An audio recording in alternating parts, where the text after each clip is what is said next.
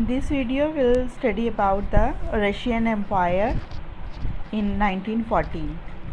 So, Russian Empire included current days Finland, Latvia, Lithuania, Estonia, Poland, Ukraine, and Belarus. So that all were included in Russian Empire in 1914. So, main religion in Russia was Christianity, and some people were Catholic, Protestant, some were Muslims, and others were following Buddhism. Vast majority of population was agriculturist, means they were doing agriculture. About 85% of people were doing agriculture. Industry was found in pockets. Pockets means in some particular areas. It was not in all Russian Empire. So prominent industrial areas were Petersburg and Moscow. Most industries were privately owned, and large factories were supervised by government, having 10 to 12 working hours of workers, and in crafts units and small workshops even 15 hours were working hours for the workers. Means they were exploited 10 to 12 hours. They were working in private factories, and in craft units and small workshops they were working for 15 hours even. And workers were divided in social groups according to their talent, but they were united to stop work when they were disagreed with the employers. Means they were divided according to their talent of work, but whenever they disagreed with the employers, they united at one platform against the employer. In the countryside, means in villages, what was the condition? One group was of nobility, the crown, and Orthodox church. Orthodox church means church that was having powerful position from the previous times. They were only owned large properties, means most of the property was in hand of nobility or in hands of crown or in hands of church.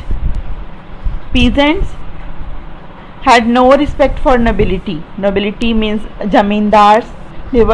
Peasants were having no respect for them. Why? Because they were having opinion that they are having their land, their peasants are tilling, but main profit is in hands of nobility. So peasants hate nobility. They wanted the land should be given to them. How we come to know that they were against them?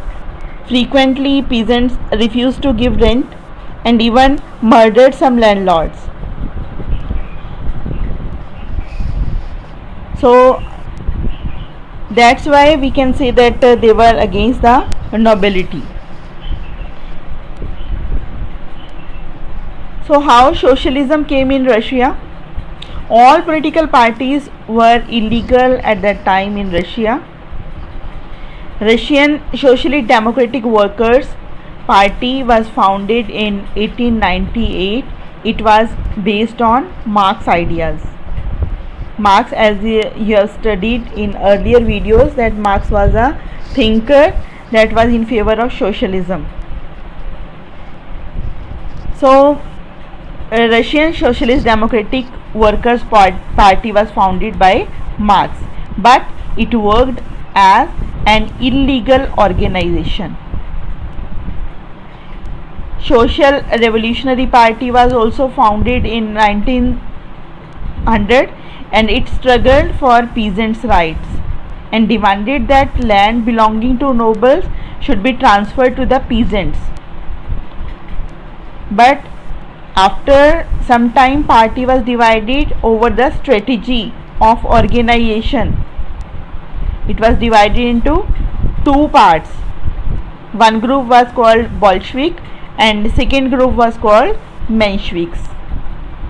Bolsheviks were leader was Vladimir Lenin, His ideology was that only disciplined and people who can work as per rule should be member of the party.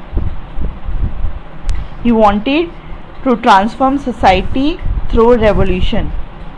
So under leadership of Lenin, Bolshevik wanted to transform the society by the revolution. Second group was called Mensheviks, and their leader was Alexander Kerensky. According to that group, everyone should have say in system. Party should be open to all. Unlike Bolsheviks, they were in favor that party should be open to all people.